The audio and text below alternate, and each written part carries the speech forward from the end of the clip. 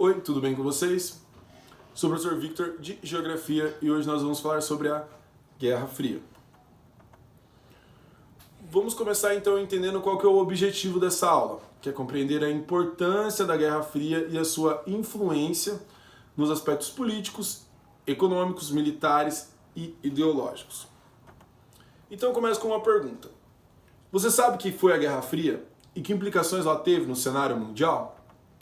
Então, para começar, vamos relembrar do que aconteceu no mundo antes da Guerra Fria e o que ocasionou ela.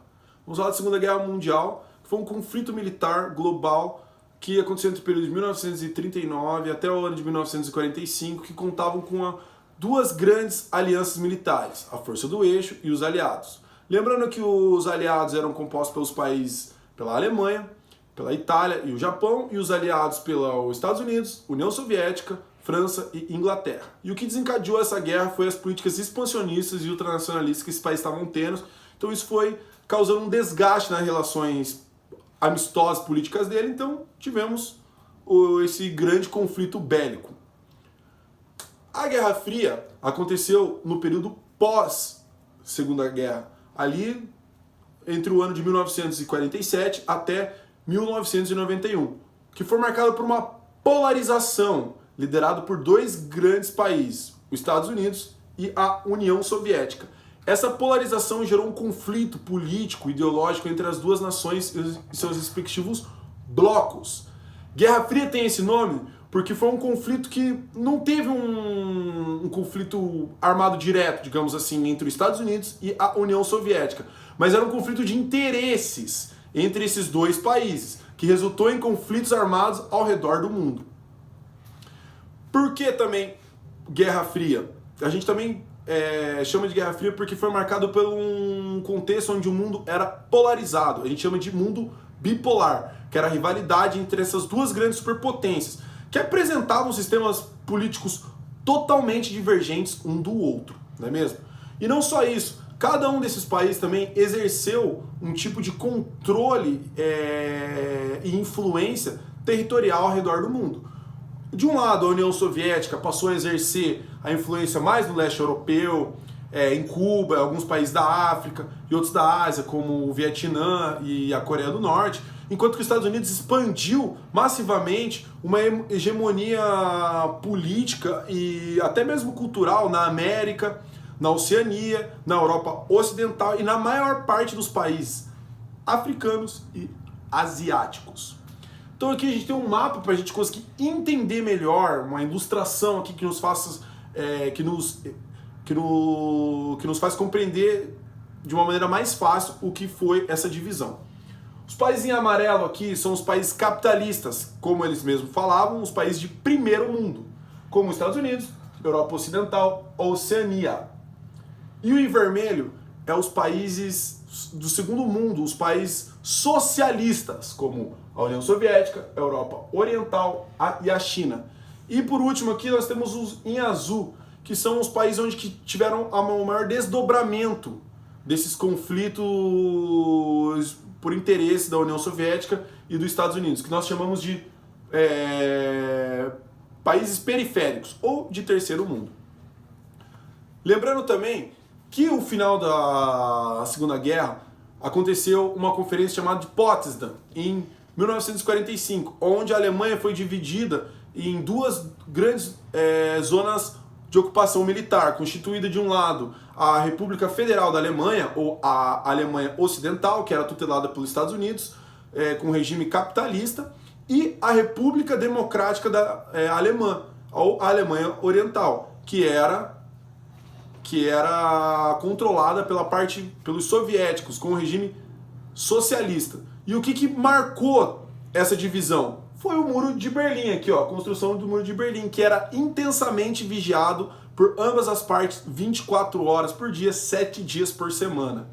Então, outra coisa interessante também, a gente entender quais foram algumas características que a Guerra Fria teve. Que foram planos e doutrinas criados por essas potências em forma de garantir o fortalecimento e a continuidade desses blocos econômicos. Em 1947, os Estados Unidos eles implementaram o Plano Marshall, que era um programa de ajuda econômica, de reconstrução de algumas cidades que foram palco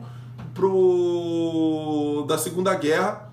Então os Estados Unidos chegou lá e reconstruiu essas cidades desses países. E a outra, em 1949, foram a fundação da OTAN, que é a Organização do Tratado Atlântico Norte, que tinha como objetivo de proteger os países aliados e capitalistas. Mas aí que tá, a União Soviética não deixou barato também não. Em resposta, eles criaram o Conselho para Assistência Econômica Mútua, o Comecon, e o Pacto de Varsóvia, que era uma aliança militar e de defesa mútua em caso de ataque dos capitalistas em cima do bloco socialista. E aqui a gente tem um mapa também para a gente dar uma olhada aqui, ó, como que funcionava a divisão entre os países socialistas e os países capitalistas, que a gente chamava aqui de cortina de ferro, que era a fronteira entre os socialistas e capitalistas, que eram definidos por alianças militares. Outra característica também muito clássica da Guerra Fria foi o desenvolvimento arsenal nuclear de mobilização militar, a corrida armamentista e a luta pelo domínio do espaço. Então o que aconteceu? Eles começaram a disputar entre essas duas nações para ver quem que ia chegar no espaço primeiro. Então a Guerra Fria também foi muito marcada por essa corrida espacial entre os Estados Unidos e a União Soviética. E não só isso, e o desenvolvimento também de armas nucleares, de armas de destruição em massa. Então, são essas duas características.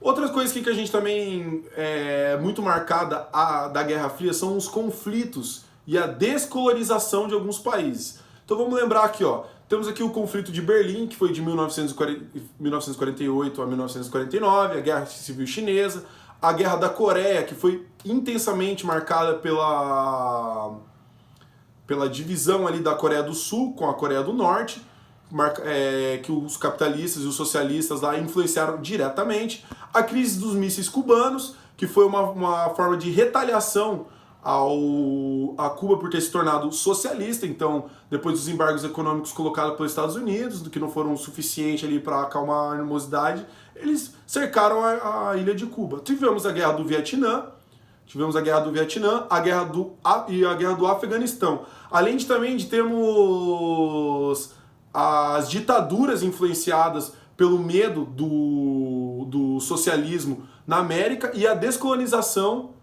dos países africanos.